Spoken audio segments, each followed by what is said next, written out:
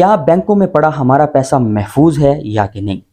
बैंकों को इस्तेमाल करना चाहिए या कि नहीं? बैंक अकाउंट्स ट्रांजैक्शन के लिए यूज करने चाहिए या कि नहीं? अस्सलाम वालेकुम दोस्तों, आपका मेज़बान इरफान अली चांद एक न्यू वीडियो के साथ हाजिर खिदमत है। दोस्तों, आज हम इस व्लॉग में बात करेंगे बैंक अकाउंट्स के हवाले से और रोज ब रोज हमारा पैसा डीवैल्यू होता जा रहा है उस हवाले से। दोस्तों, अगर हम ज़माने की रफ्तार के साथ नहीं चलेंगे तो हमारा वही हाल होगा कि जो इससे पीछे दूसरे लोगों का होता रहा है और इन दिनों में जो हाल हो रहा है। मिसाल के तौर पे पूरी दुनिया के सर्कुलेशन ऑफ मनी जो है वो तकरीबन डॉलर के इर्द गिर्द ही घूमती है। पाकिस्तानी पैसा भी डॉलर के इर्द गिर्द ही घूमता है। अगर डॉलर रेट बढ़ जाता है तो हमारी करेंसी रोज ब रोज डीवैल्यू होती हुई हमें नजर आती है। अगर हमने बैंक में एक साल पहले 1 लाख रुपया रखा था और उस 1 लाख से अगर हम 1 तोला सोना खरीद सकते थे, आज डॉलर रेट चूंकि 220 रुपए के करीब है, अब उस 1 लाख से हम 1 तोला सोना नहीं खरीद सकते। ये मैं आपको मिसाल दे रहा हूं। मिसाल के तौर पे आपके पास बैंक में 20 लाख रुपए पड़े थे और आपने पिछले साल ये प्लान किया था कि मैं नेक्स्ट ईयर ये फुलां गाड़ी 20 लाख में जो आती है वो बाय करूंगा, मगर अपने इखराजात और बाकी मामलात को मैनेज करने के बाद जब नेक्स्ट ईयर आता है आपका 20 लाख तो वही है, मगर उस गाड़ी की कीमत जो है वो 22 लाख पे पहुंच जाती है, 24 लाख या 25 लाख पे पहुंच जाती है। अब आपका पैसा आपको महसूस होता है कि डीवैल्यू हो चुका और अब आप यहां पे सोचते हैं कि काश मैंने पिछले साल ही 20 लाख की गाड़ी परचेज करके रखी होती। आ चुके गाड़ियों के रेट बढ़ चुके हैं और यही गाड़ी मेरी 25 लाख में सेल हो जानी थी और मुझे 5 लाख का प्रॉफिट हो जाना था। तो दोस्तों, बैंकों में आप जब अपना पैसा रख देते हैं तो इसका मतलब यह है कि वो पैसा वहीं पे रहेगा, वो 1 लाख का 1 लाख ही रहेगा। लेकिन चूंकि सर्कुलेशन ऑफ मनी डॉलर के इर्द गिर्द होती है तो डॉलर की वैल्यू बढ़ने से हमारा पैसा डीवैल्यू होगा। अब एक और यहां पे मिसाल लेते हैं। आपने एक मोबाइल फोन खरीदना है। वो मोबाइल फोन खरीदने के लिए आपको $1000 की जरूरत है। अगर $1000 में वो मोबाइल फोन आप खरीद सकते हैं तो मिसाल ले लेते हैं कि उसकी कीमत है 1,90,000 रुपए।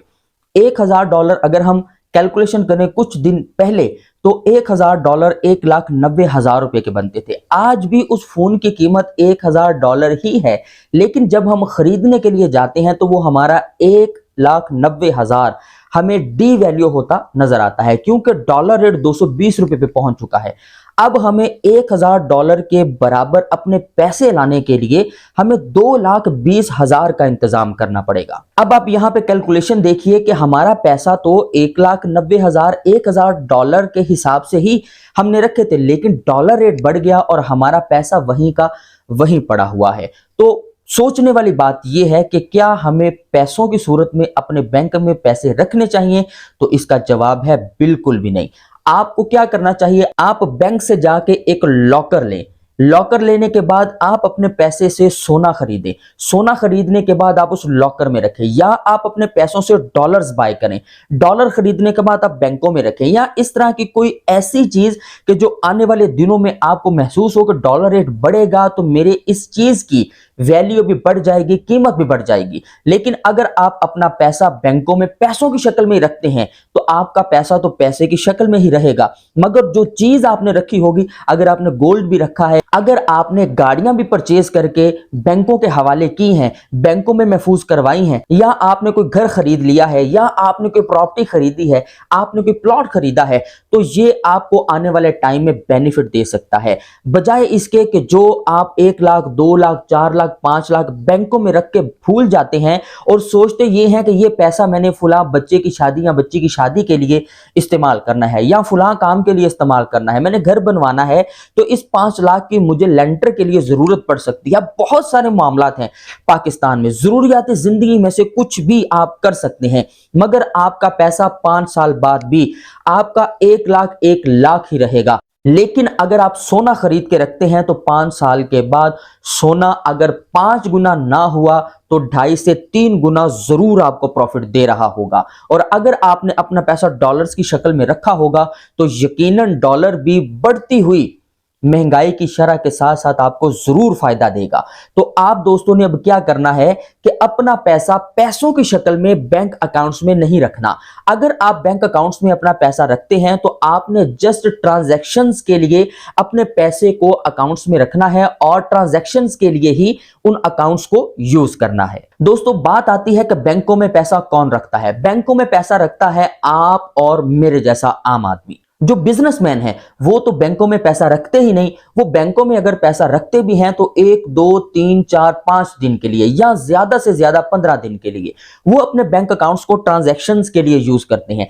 वो अपने बैंक अकाउंट्स को पैसा रख के पैसा महफूज करने के लिए इस्तेमाल नहीं करते। वो अपने कारोबार के लिए अपने बैंक्स को यूज करते हैं।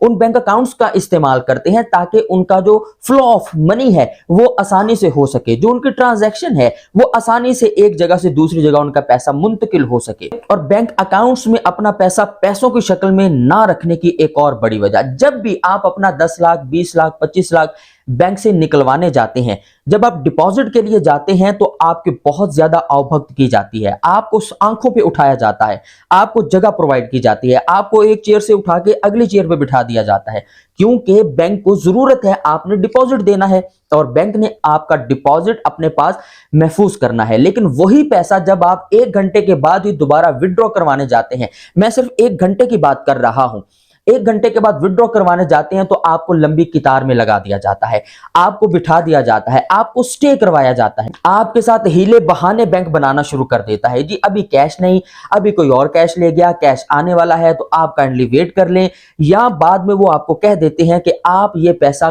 कल आके हमसे वसूल कर सकते हैं। आप एडवांस में बता देते तो हम आपका कैश रेडी रखते। तो इसका मतलब ये है कि बैंक में आप अगर अपना पैसा पैसों की शक्ल में रखते हैं तो उसे बैंक से वापस लेना ही वबाले जान बन जाता है। तो आपको यह चाहिए कि आप अपना पैसा बैंक अकाउंट्स में जरूर रखें, आपका पैसा महफूज है, लेकिन अपने पैसे को सिर्फ ट्रांजैक्शंस के लिए, बिजनेस बढ़ाने के लिए, बिजनेस के लिए ही सिर्फ इस्तेमाल करें। और अगर आप अपना पैसा किसी एसेट की शक्ल में बैंक में रखना चाहते हैं तो बैंकों से लॉकर मिलते हैं। लॉकर में अपने डॉलर्स रखिए, अपना गोल्ड रखिए, अपना कीमती सामान रखिए कि जिसको आने वाले टाइम में आप बढ़ता हुआ महसूस कर रहे हैं। सो दोस्तों आज के व्लॉग में इतना ही। अगर आपको वीडियो में यह बात समझ में आई हो कि हमने बैंकों में अपना पैसा पैसों की शक्ल में रखना है या कि नहीं, अगर हमने अपना पैसा बैंकों में रखना भी है एक एसेट की शक्ल में रखना है ताकि आने वाले टाइम में हमारा पैसा डी वैल्यू ना हो बल्कि